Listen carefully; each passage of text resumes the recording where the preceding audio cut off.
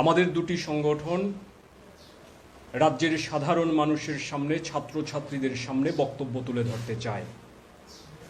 আমরা জানি জাতীয় শিক্ষানীতি এটা 2019 সালে খসড়া এসেছিল। সেই সময় থেকেই এসএফআই সারা দেশে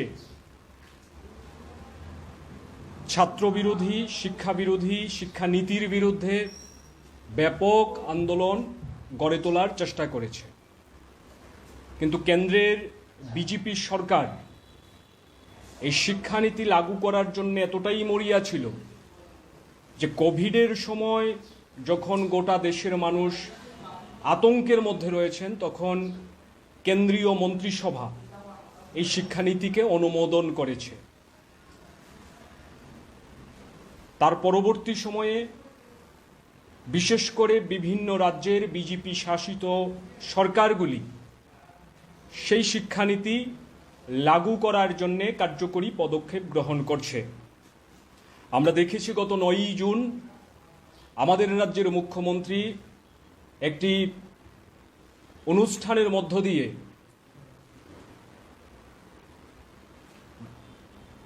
রাজ্যবাসীর সামনে প্রায় হৈ হৈ করে বলেছেন যে ত্রিপুরা রাজ্যের মধ্যে উচ্চশিক্ষায় এই যে জাতীয় শিক্ষানীতি এটা লাগু হতে চলছে।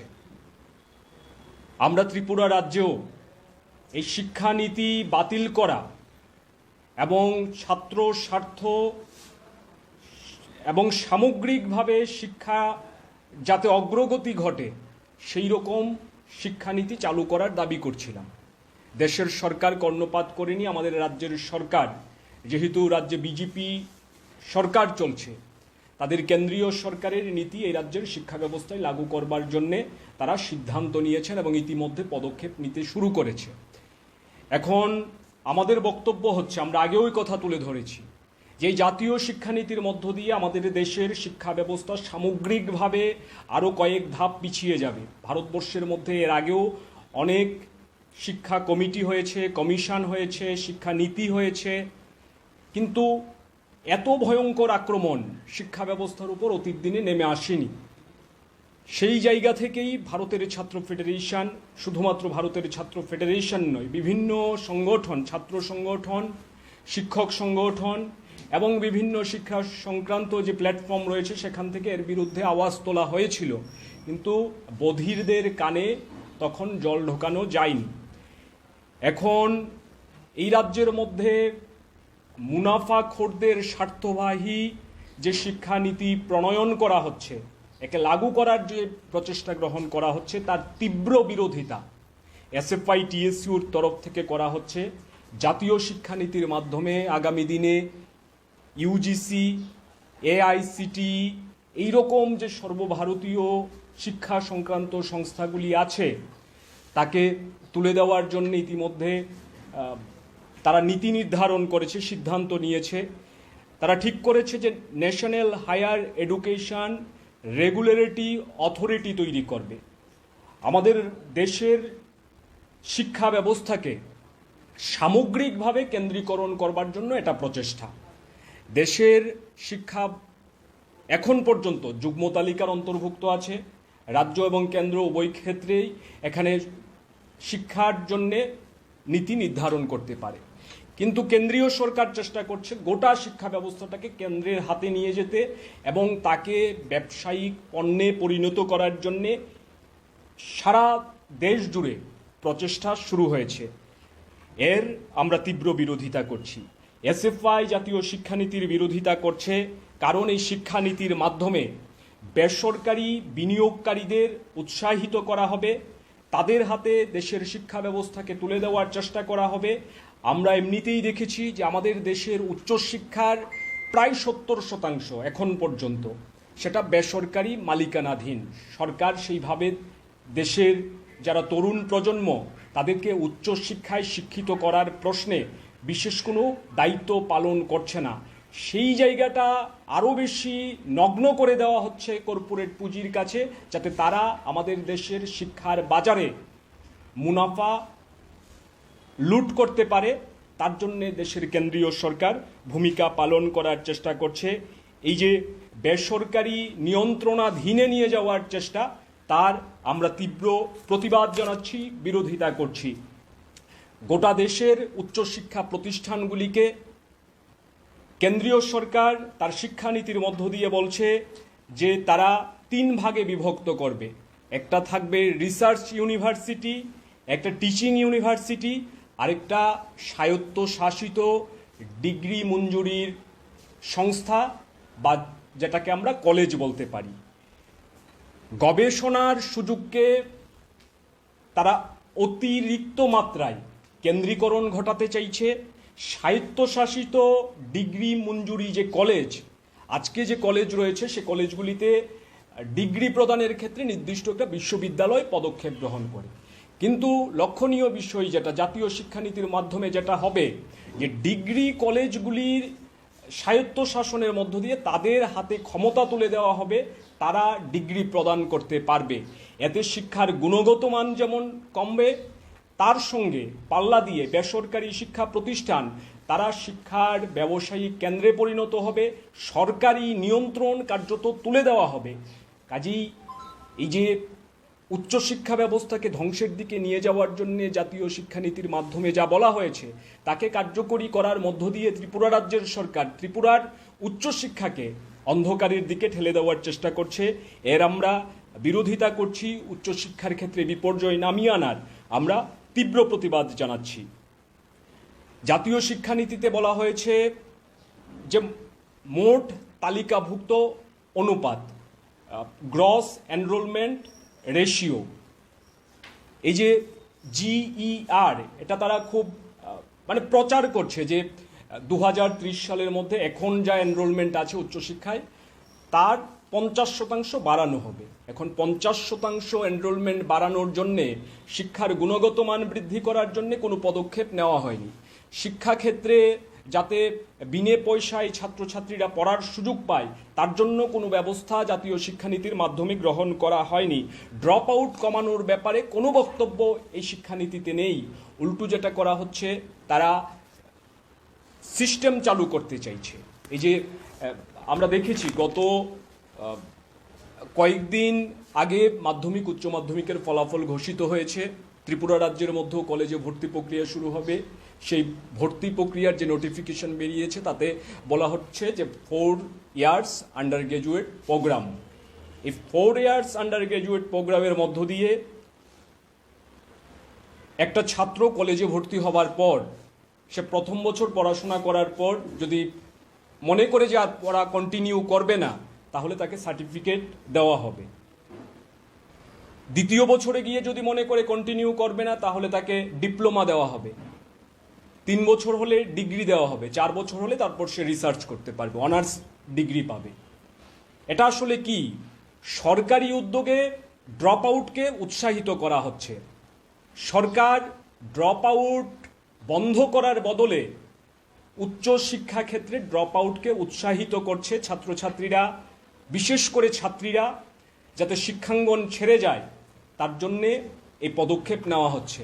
আগামী দিনে সস্তার মজুর তৈরি করবার জন্যে জাতীয় শিক্ষানীতিতে যে কথা বলা হয়েছে, এই কথাই কার্যকরী হচ্ছে ত্রিপুরা রাজ্যে, এবং ত্রিপুরা রাজ্যের শিক্ষা ব্যবস্থাও এর মধ্য দিয়ে অন্ধকারের দিকে যাবে। এবং এর আমরা তীব্র প্রতিবাদ জানিয়েছি। এই 4 ইয়ার্স আন্ডার গ্র্যাজুয়েট প্রোগ্রাম এর মধ্য দিয়ে গুণগত শিক্ষার যে সুযোগ, এই সুযোগটা আগামী দিনে নষ্ট হবে। সচ্ছল পরিবারের ছেলেমেয়েরা সমস্ত কিছুর নিয়ন্ত্রক হবে। গরিব সাধারণ ঘরের ছেলেমেয়েরা তারা শুধু শ্রমিক হয়ে থাকবে। এরকম ব্যবস্থা তৈরি করবার জন্যে চেষ্টা চলছে। ন্যাপ 2020-তে সংরক্ষণ নীতি নিয়ে কোনো উল্লেখ নেই। সংরক্ষণের প্রশ্নে কি ভূমিকা থাকবে, সরকার কতটা সেই ক্ষেত্রে দায়িত্ব নেবে, সেই সংক্রান্ত বিষয়ে কোনো ভূমিকা নেই। আজকে আমাদের রাজ্যের মধ্যে ন্যাপ চালু হচ্ছে, সেই জায়গায় আমাদেরও প্রশ্ন, এটা কতটা কি হবে সংরক্ষণ নীতির প্রসঙ্গে আমাদের রাজ্যের সরকার কি ভূমিকা পালন করবে তা নিয়ে আমরা সন্দিহান রয়েছি। এই প্রস্তাবিত জাতীয় শিক্ষানীতির মধ্যে যেটা লাগু হয়েছে তাতে বলা হয়েছে যে ওপেন ডিস্টেন্স লার্নিং সিস্টেম একে উৎসাহিত করা হবে। এই পদ্ধতিতে হয়তোবা যারা বিভিন্ন জায়গায় চাকরি করছেন বা বিভিন্ন কাজের সঙ্গে যুক্ত রয়েছেন তাদের পড়াশোনার একটা মাধ্যম হতে পারে, কিন্তু সামগ্রিকভাবে এই যে ওপেন ডিস্টেন্স লার্নিং সিস্টেম, এটা গুণগত শিক্ষার প্রসারে কোনো কার্যকরী পদক্ষেপ হতে পারে বলে আমরা মনে করি না। আমরা এইরকম পদ্ধতির বিরোধিতা করি। শুধুমাত্র এনরোলমেন্ট বাড়ানোর জন্য গুণগত শিক্ষার বদলে এইরকম অবস্থা তৈরি করা শিক্ষাক্ষেত্রে, এটা আগামী দিনে আমাদের দেশের শিক্ষা ব্যবস্থার সঙ্গে আমাদের রাজ্যের শিক্ষা ব্যবস্থাকেও শোচনীয় পরিণতির দিকে নিয়ে যাবে। প্রান্তিক ছাত্রছাত্রীদের স্কলারশিপের ব্যাপারে এই শিক্ষানীতিতে কোনো বক্তব্য নেই। অর্থনৈতিকভাবে দুর্বল ছাত্রছাত্রীদের শিক্ষার ব্যাপারে কোনো বক্তব্য নেই। সেই শিক্ষানীতিকে এখানে প্রয়োগ করার চেষ্টা করা হচ্ছে। তার সঙ্গে হলিস্টিক শিক্ষা সম্পর্কিত বিভিন্ন বক্তব্য শিক্ষানীতিতে তুলে ধরা হয়েছে। কোনো ছাত্র চাইলে কেমিস্ট্রির সঙ্গে সংস্কৃত পড়তে পারেন, সেই রকম ব্যবস্থা এই শিক্ষানীতির মাধ্যমে তৈরি করা হয়েছে। তাতে করে আসলে একটি বিশেষ বিষয়ের প্রতি যে শিক্ষার সুযোগ সেটা ধ্বংস হয়ে যাবে। সামগ্রিক এই প্রেক্ষাপটে দাঁড়িয়ে এই শিক্ষা নীতিতে যেভাবে আমাদের দেশের আমাদের রাজ্যের ছাত্রছাত্রীদের ক্রিটিক্যাল থিঙ্কিংয়ের যে মানসিকতাকে ভেঙে চুরমার করে দিয়ে শুধুমাত্র শিক্ষা মানে তার একটা কেজু মানুষ তৈরি হওয়া, শুধুমাত্র বাজারের শ্রমিক তৈরি হওয়া, সেই জায়গায় শিক্ষা ব্যবস্থাকে নিয়ে যাওয়ার চেষ্টা করা হচ্ছে। এর জন্যে আমরা জাতীয় শিক্ষানীতির বিরোধিতা করেছি। এই যে বহু বিষয়ভিত্তিক যে দৃষ্টিভঙ্গি, আসলে এটা হচ্ছে একটা সরকারি প্রতারণা, এর আমরা তীব্র প্রতিবাদ করেছি। বেসরকারি প্রতিষ্ঠানে স্বায়ত্ত শাসনের ফলে একদিক দিয়ে ফি বৃদ্ধি করা হবে, উচ্চশিক্ষায় বড় বড় বুলিয়া উড়ানো হচ্ছে, লাইট অ্যান্ড টাইট এইরকম নীতির দ্বারা চরম কেন্দ্রীকরণকে উৎসাহিত করা হচ্ছে। বলা হচ্ছে বিদেশের 100টি বিশ্ববিদ্যালয়কে ভারতবর্ষের মধ্যে ক্যাম্পাস খোলার সুযোগ করে দেওয়া হবে। এগুলি কোন বিশ্ববিদ্যালয়? আমাদের দেশের মধ্যে হার্ভার্ড, অক্সফোর্ড এই ইউনিভার্সিটিগুলির ক্যাম্পাস খুলবে এরকম তো কোথাও শোনা যাচ্ছে না।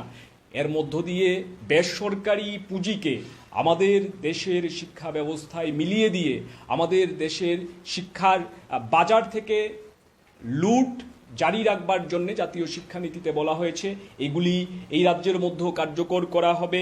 ক্যাম্পাসে গণতন্ত্র, এটা বিজেপির আমলে পুরোপুরি লঙ্ঘিত হচ্ছে। ক্যাম্পাসের ভিতরে গণতন্ত্র নেই। আমাদের রাজ্যের কলেজগুলিতেও আমরা দেখছি গত 5 বছরে ছাত্র সংসদ নির্বাচন হয়নি, ছাত্রদের কথা বলার অধিকার নেই। গণতন্ত্রের প্র্যাকটিস ছাত্রছাত্রীরা তাদের ক্যাম্পাস থেকে শুরু করবে, কিন্তু সেই ক্যাম্পাসের মধ্যে কথা বলার অধিকার কেড়ে নেওয়া হয়েছে। এবং জাতীয় শিক্ষানীতিতে কোথাও ক্যাম্পাসে গণতন্ত্র নিয়ে একটা টু শব্দও খরচ করা হয়নি। সেই শিক্ষানীতি এই রাজ্যের মধ্যে লাগু হতে চলছে। মানিক সাহা এখানে ঢাক বাজাচ্ছেন যে জাতীয় শিক্ষানীতি চালু করছেন নরেন্দ্র মোদীর যে বিশাল চিন্তাভাবনা শিক্ষাক্ষেত্রে, উনি ভারতীয়করণ করবেন, বিশাল পরিবর্তন সংঘটিত করবেন, সেই যাত্রাপথে নাকি ত্রিপুরা রাজ্য এগিয়ে চলবে। সেই রকম ঢাক বাজিয়ে ওনারা জাতীয় শিক্ষানীতি এই রাজ্যের উচ্চশিক্ষায় লাগু করার চেষ্টা করছেন। এটা আসলে আগামী দিনে একটা ভয়ঙ্কর পরিণতির দিকে আমাদের রাজ্যের শিক্ষা ব্যবস্থাকে নিয়ে যাবে। পেশাগত শিক্ষার দিকটা যদি আমি বলার চেষ্টা করি, তাহলে মেডিকেল পড়াশোনা, চিকিৎসা বিজ্ঞানের পড়াশোনা, সেখানে জাতীয় শিক্ষানীতি বলছে আয়ুষকে অগ্রাধিকার দিতে হবে। আয়ুষকে প্রাধান্য দেওয়ার জন্য নানা ধরনের ছলচাতুরি করা হচ্ছে। এমবিবিএস পড়ার সময়ও আয়ুষ পড়া বাধ্যতামূলক করা হচ্ছে। আজকের দিনে যখন জেনেটিক স্টাডি, কোয়ান্টাম ফিজিক্স এগুলি মানে গোটা পৃথিবী কোথায় চলে গেছে, সেই জায়গায় ভারতবর্ষের মধ্যে ভারতীয়করণের নাম করে আমাদের দেশের শিক্ষা ব্যবস্থাকে পেছনের দিকে নিয়ে যাওয়ার জন্যে জাতীয় শিক্ষা নীতিতে যা কিছু আছে সেইগুলিকে এই রাজ্যের সরকার, যেহেতু এরা বিজেপির সরকার, দেশে চলছে, এই রাজ্যেও চলছে, তারা সেটাকেই ফলো করার চেষ্টা করছে। এই মেডিকেল পড়াশোনার ক্ষেত্রে পরিকাঠামোগত উন্নয়ন, ফি স্ট্রাকচার নিয়ন্ত্রণ করা, এইগুলি জাতীয় শিক্ষানীতির মূল বিষয়বস্তু হওয়া উচিত ছিল, কিন্তু এই সম্পর্কিত কোনো কথা জাতীয় শিক্ষানীতিতে খরচ করা হয়নি। গবেষণা সম্পর্কিত জায়গাটিতেও চরম আঘাত নেমে আসছে। আমরা এসএফআই প্রায় দীর্ঘদিন ধরে দাবি করছি যে গবেষণা ক্ষেত্রে আমাদের দেশের জাতীয় আয়ের, জিডিপির ন্যূনতম 2% অর্থ ব্যয় করতে হবে, কিন্তু দেখা যাচ্ছে এই কথা কোনো সরকারই সেইভাবে শুনিনি। ন্যাপ যেটা বলছে, জাতীয় শিক্ষানীতি যেটা বলছে, গবেষণা বিশ্ববিদ্যালয় তৈরি করা হবে, রিসার্চ ইউনিভার্সিটির নামে এই ক্ষেত্রে আলাদা উচ্চশিক্ষার একটি বিভাগ স্থাপন করা হবে। ন্যাশনাল রিসার্চ ফাউন্ডেশন মেধাভিত্তিক গবেষণায় নাকি উৎসাহিত করবে, গবেষণার জন্য তহবিল দেবে। আসল ব্যাপার হচ্ছে এই গবেষণা সংক্রান্ত গোটা ব্যাপারটাকে কেন্দ্রীকরণ করা হবে। কেন্দ্রীয় সরকার গবেষণার দিকটাকে গোটাটা নিয়ন্ত্রণ করতে চাইবে। এখন গবেষণার ক্ষেত্রে রাষ্ট্রীয় অগ্রাধিকারের কথাটি বারবার বলা হচ্ছে। রাষ্ট্রীয় অগ্রাধিকার মানে কোন অগ্রাধিকারের কথা বলা হচ্ছে? দেশের মানুষের প্রয়োজনে যে অগ্রাধিকার, সেই অগ্রাধিকারের কথা বলা হচ্ছে, নাকি আরএসএস তাদের গৌশালায় যে কথা, যে বক্তব্য প্রচারিত হয় তাকে গবেষণার মাধ্যমে ভুলভাল মানুষকে বোঝানোর জন্যে, সেই গবেষণাকে উৎসাহিত করার জন্যে এই যে ন্যাশনাল রিসার্চ ফাউন্ডেশনের নামে তারা চেষ্টা করবে, তা নিয়ে যথেষ্ট ধোঁয়াশা, সন্দেহ মানুষের মধ্যে তৈরি হচ্ছে। তরুণ গবেষকদের ইতিমধ্যেই নানা সমস্যার সম্মুখীন হতে হচ্ছে। তাদের আর্থিক সহযোগিতা করার দিকটি সরকার এড়িয়ে চলছে। বাজার মূল্যের সাথে ন্যূনতম স্টাইপেন্ড তারা পান না। নির্দিষ্ট সময়ের ব্যবধানে গবেষকদের স্টাইপেন্ড এই দেশে বাড়ানো হয় না। ইনস্টিটিউটের মধ্যে পরিকাঠামোগত সমস্যা আছে। সামগ্রিকভাবে গবেষণার দিকটি এই দেশের মধ্যে ইতিমধ্যেই সেই পরিমাণে গুরুত্ব পাচ্ছে না। আর জাতীয় শিক্ষানীতির মাধ্যমে সেটাকে আরও বেশি কেন্দ্রীকরণ করার প্রচেষ্টা নেওয়া হচ্ছে। আমরা দাবি করছি গবেষণার ক্ষেত্রটিকে আরও বেশি শক্তিশালী করতে হবে। গবেষণার মৌলিক পরিবেশ তৈরি করা, ল্যাবের মান উন্নয়ন, লাইব্রেরি, আন্তর্জাতিক জার্নালগুলির সাবস্ক্রিপশন বাড়ানো এবং গবেষণার সাথে সম্পর্কিত বিভিন্ন ইনফরমেশন, তথ্য সরবরাহের ক্ষেত্রে সরকারকে কার্যকরী পদক্ষেপ নিতে হবে, ব্যবস্থা গ্রহণ করতে হবে। সেই কাজগুলি না করে গবেষণা কেন্দ্রিক কাজটাকে গোটাটাই কেন্দ্রীকরণ করার মধ্য দিয়ে আসলে তারা আরএসএসের যে দৃষ্টিভঙ্গি সেটাকে তারা চাপিয়ে দেওয়ার চেষ্টা করছে। এটা উচ্চশিক্ষার ক্ষেত্রে একটা ভয়ঙ্কর রকমের আক্রমণ। এই আক্রমণ আমাদের মোকাবিলা করতে হবে। আওয়াজ সর্বত্র এই ক্ষেত্রে আমাদের তুলতে হবে। বৃত্তিমূলক শিক্ষার ক্ষেত্রেও একই কথা বলা হচ্ছে, সব জায়গায় বৃত্তিমূলক শিক্ষা যুক্ত করা হবে। আমরা এর বিরোধিতা করি। বৃত্তিমূলক শিক্ষা নিশ্চিতভাবে গুরুত্বপূর্ণ শিক্ষা, কিন্তু গোটা উচ্চশিক্ষা প্রক্রিয়ার সঙ্গে বৃত্তিমূলক ব্যবস্থাপনা যুক্ত করে দেওয়ার মধ্য দিয়ে আসলে গুণগত শিক্ষা বা সঠিকভাবে যে শিক্ষা, সেই শিক্ষার বিষয়টি লঙ্ঘিত হবে। তাই আমরা একচেটিয়াভাবে উচ্চশিক্ষায় বৃত্তিমূলক শিক্ষাকে কর্মসূচি বলে ধরে নেওয়া, তার আমরা প্রতিবাদ করছি। শিক্ষার সাম্প্রদায়িকীকরণ, কেন্দ্রীকরণ এবং বাণিজ্যিকীকরণ ঘটানোর জন্যে জাতীয় শিক্ষানীতি সামগ্রিক প্রচেষ্টা গ্রহণ করছে এবং এই রাজ্যের সরকার বর্তমানে জাতীয় শিক্ষানীতি রূপায়ণের সিদ্ধান্ত নিয়েছে। আমরা জানতাম, যেহেতু ত্রিপুরা রাজ্যের মধ্যে বিজেপি সরকার চলছে, তাদের সরকারের নীতি তারা কার্যকরী করবে, কিন্তু এই নীতি কার্যকরী করতে গিয়ে আমাদের রাজ্যের উচ্চশিক্ষা ব্যবস্থাকে ধ্বংসের দিকে নিয়ে যাওয়ার চেষ্টা এটা শুরু হয়েছে। এই